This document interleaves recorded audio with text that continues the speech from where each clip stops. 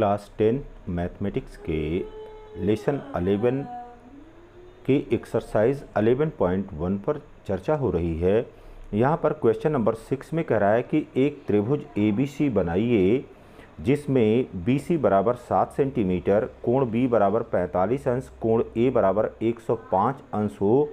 फिर एक अन्य त्रिभुज की रचना कीजिए जिसकी भुजाएं त्रिभुज ABC की भुजाओं की 4/3 गुनी हो। अब यहाँ पर देखिए बेटा, सबसे पहले हमने क्या करना है, सबसे पहले हमने जो त्रिभुज कह रहा है उस त्रिभुज को बनाना है। और उसके लिए क्या करेंगे, उसके लिए सबसे पहले BC बराबर 7 सेंटीमीटर की रेखा हमने खींचना है।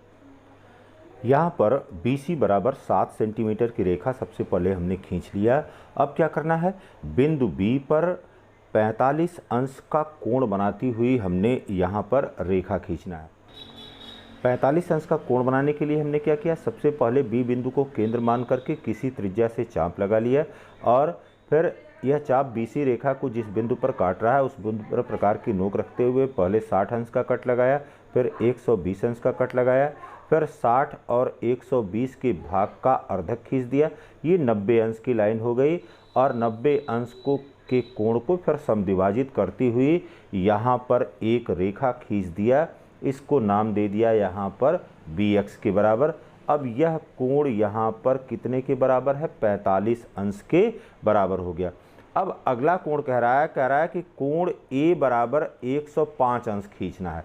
तो अब यहाँ पर A, क्योंकि लाइन की दूरी नहीं बता रहा है कितनी दूरी पर खींचना है, तो अब सबसे पहले ये पता करना होगा कि कोण C पर कितना बन रहा है। तो उसके लिए क्या करेंगे, यहाँ पर देखिए बिंदु C पर बनने वाला कोण 180 माइनस 45 प्लस और यहाँ पर हो गया 105। तो यह 45 और 105 मिलकर के 150 हो गया। 180 में से 150 घट गया, 30 अंश का कोण बनेगा। तो यहाँ पर बिंदु C पर 30 अंश का कोण बनाती हुई हमने रेखा खींचना है। यहाँ पर 30 अंश का कोण बनाने के लिए फिर वही प्रक्रिया कि किसी भी त्रिज्या से हमने चाप लगा लेना है और यहाँ पर पहला कट लगाएंगे, 60 अंश हो गया। फिर यहाँ पर अब इस कोण का अर्धक खींचना है, हमने अर्धक खींच लेंगे और इससे जाती हुई रेखा जब खींचेंगे तो जहाँ पर भी काटेगी वह बिंदु A हो जाएगा। अब C को और इस 30 अंश को मिलाते हुए हमने रेखा खींच देना है, बिंदु C को मिलाते हुए और यहाँ पर जो अर्धक खींचा हमने उसको मिलाते हुए। अब यह हमारे पास कोण हो गया। अब यहाँ पर जहाँ पर यह BX रेखा को काट रही है वहाँ पर हमने A बिंदु अंकित कर लिया। अब त्रिभुज हमारा ABC हो गया। यहाँ पर 30 अंश का कोण हो गया और यहाँ पर जो कोण बना वह 105 अंश के बराबर यह स्वतः वहाँ पर बन जाएगा। तो ABC यह हमारा त्रिभुज हो गया। अब आगे आपको बताया हुआ है कि जब भी इस तरह के समरूप त्रिभुज का निर्माण करना है, अब इसके बाद जो त्रिभुज यहाँ पर दिया गया इसी के समरूप त्रिभुज का निर्माण करना है, तो अब B बिंदु को केंद्र मानते हुए या B बिंदु से एक न्यून कोण बनाती हुई रेखा हमने खींच लिया और यहाँ पर अब यह रेखा हमने कह दिया कि यह BZ रेखा है, BZ नाम इसको दे दिया।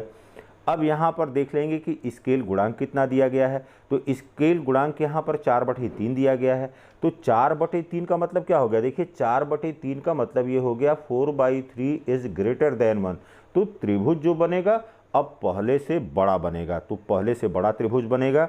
अब 4 ज़्यादा है 3 कम है, तो सबसे पहले कोई भी त्रिज्या लेकर के हमने क्या करना है, जो हमने BZ रेखा खींचा हुआ है उस BZ रेखा के इस प्रकार के 4 खंड इस प्रकार से कर लेने हैं, 4 समान खंड बना लेने हैं इस पर,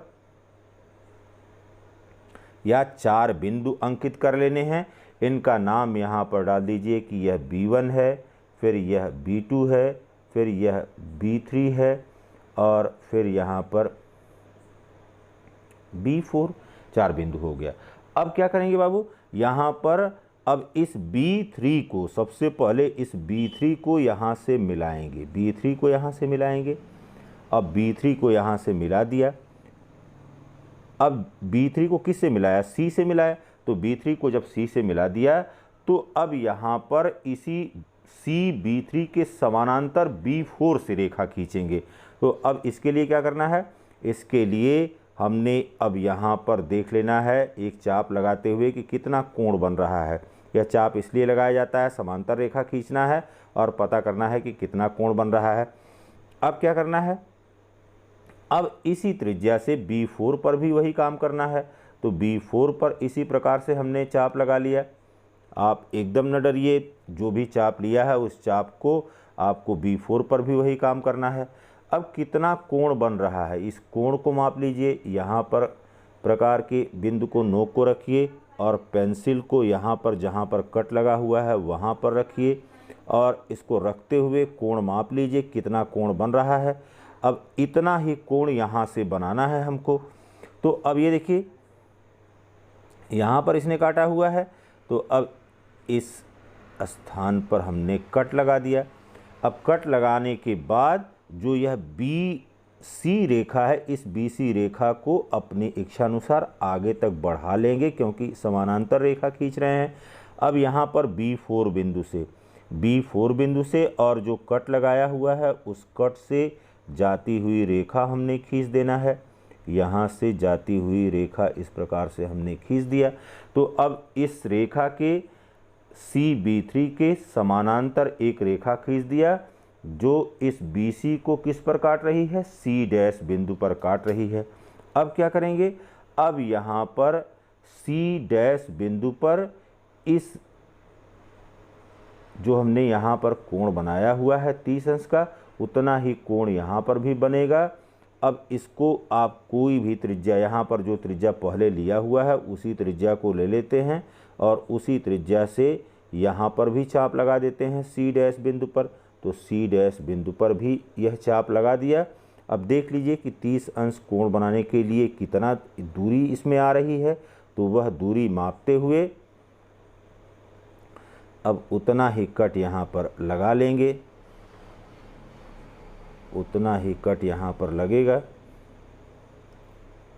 ठीक, अब लगभग यहाँ पर यह कोण बन रहा है, यह हो गया। अब C' को मिलाते हुए यहाँ पर आपने रेखा खींच देना है। C' को मिलाते हुए और जो कट लगा 30 अंश कोण बनाती हुई रेखा का, उससे आपने जाती हुई रेखा खींच देना है। यह रेखा खींच दिया। अब देखिए बाबू, यहाँ पर यह काट रहा है जहाँ पर यह A' बिंदु हो गया।